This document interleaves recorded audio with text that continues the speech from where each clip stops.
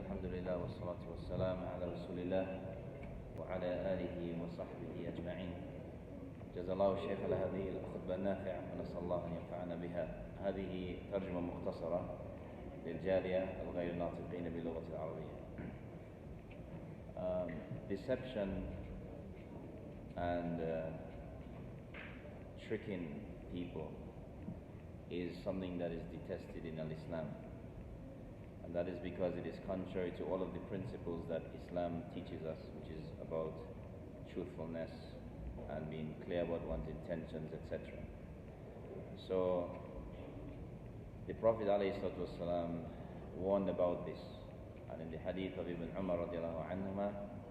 the Prophet ﷺ warned about those who deceive, and he said ﷺ that on the day of resurrection a flag will be posted in, and it will be said that this is the action of those who deceive the people,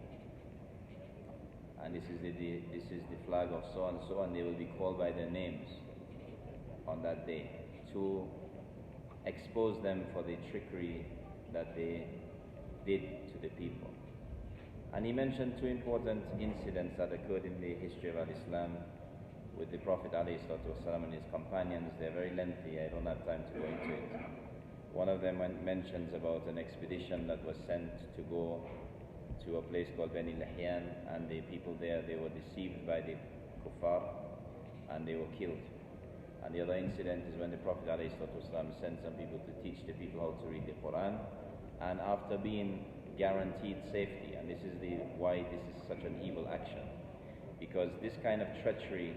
and this kind of trickery, it usually occurs when people are promised safety and then they are deceived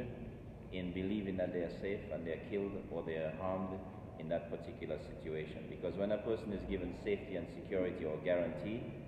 that person feels that they are safe, and so they have no means to defend themselves against any harm.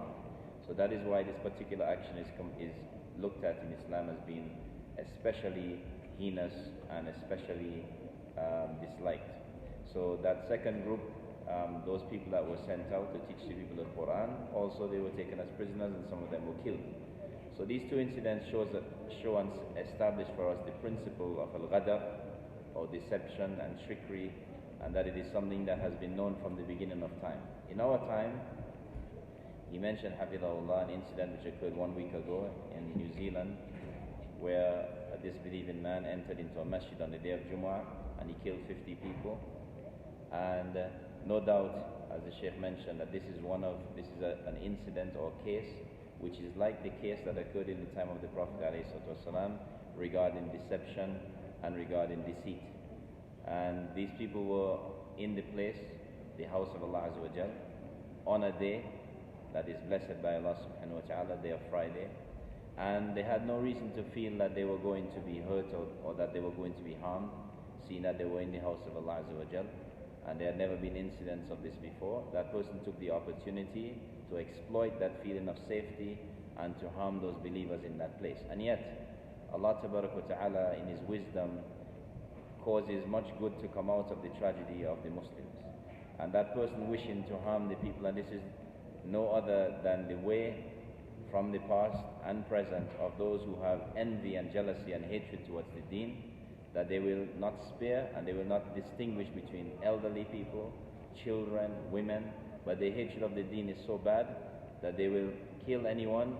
without looking to the difference in their situation, whether they are people that are in a situation of peace, whether they are elderly, whether they are women or children. And this is the sunnah of the enemies of Islam, past and present. But yet there are many benefits that have come out of this incident. From them, no doubt, and we ask Allah Azza wa Jal to give those people paradise. They were in a place, in an act of obedience, the best act of obedience that a person can do, which is to worship Allah subhanahu wa ta'ala. They died on a Friday, which is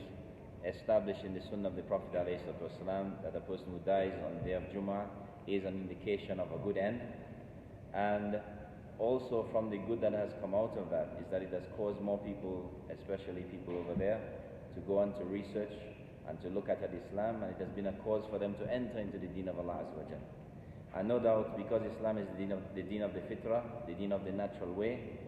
that when the people look and understand in Islam, it is a means for them to accept the message of Al-Islam and to enter into the deen of Allah Azza wa Jal, and that is better for them, and it is good for the deen of Al-Islam that people enter into the religion of Allah subhanahu wa ta'ala. So even though the plotters, they plot, and Allah Azza wa Jal mentioned this in many ayat of the Quran, that perhaps you dislike something and it is good for you, and you like something and it is not good for you. Allah Azza wa Jal also mentioned about the fact that they will try to put out the light of Allah Azza wa Jal, but Allah subhanahu wa ta'ala will complete His light, وَلَوْ كَرِهَ الْمُشْرِكُونَ, even though the disbelievers and they dislike that. So this is the sunnah of Allah Azza wa Jal, and the message here is that deception, bribery, trickery is something that is disliked to Allah Azza wa Jal, and so the Muslim must try his best to strive to be of those people who are Ahlul Sidq, the people of truth, the people who speak the truth and do not deceive others, as that is something that is hated by Allah Ta'ala. We ask Allah subhanahu wa ta'ala to make us of those of the truth, and those who are sincere, and those who are truthful in word and deed. أقول قولي هذا واستغفر الله سبحانك وبحمدك أشهد أن لا إله إلا أنت أستغفرك وأتوب إليك.